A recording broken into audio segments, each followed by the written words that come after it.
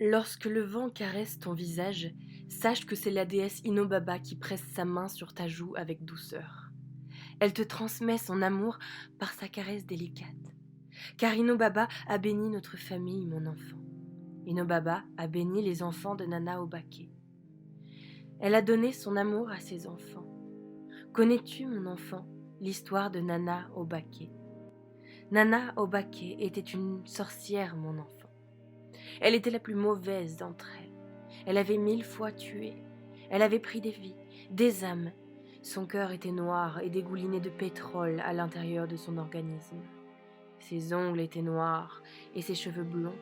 Sa robe noire traînait sur le sol et ses pieds nus foulaient le sol avec la plus grande des délicatesses. Ses doigts de pied caressaient les feuilles tombées de l'automne par terre. Ses doigts se posaient sur les troncs d'arbres et caressaient leur écorce.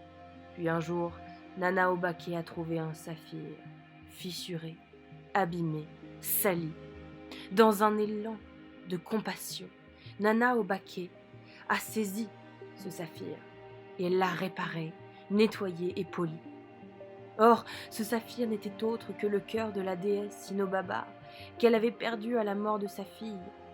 Alors Inobaba est apparue aux yeux de Nana Obake. À son tour, elle a saisi le cœur de la sorcière, sans un mot. Elle tint dans ses mains ce cœur noir et dégoulinant. Elle s'assit, et Nana Obake s'assit en face d'elle. Les deux femmes tremblaient.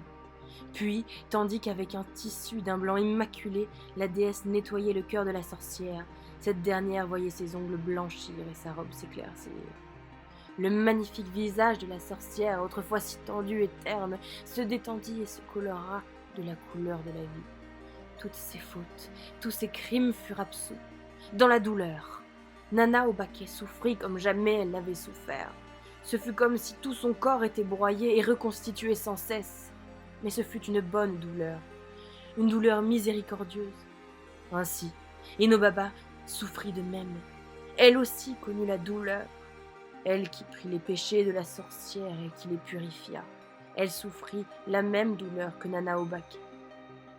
C'est dans cette douleur, dans cette souffrance, qu'un lien invincible se tissa entre ces deux femmes.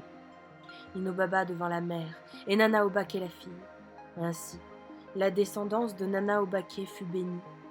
La sorcière devenue pure eut beaucoup d'enfants. Puis elle mourut à un âge avancé. Et nous, chers enfants, nous sommes ses descendants. Nous sommes le fruit de la purification de son cœur et de l'absolution. Nous, chers enfants, avons la bénédiction de la déesse Inobaba. Son cœur, ses bras, tout nous est ouvert. Alors n'oublie pas ta prière. Prie pour le salut de Nana Obake.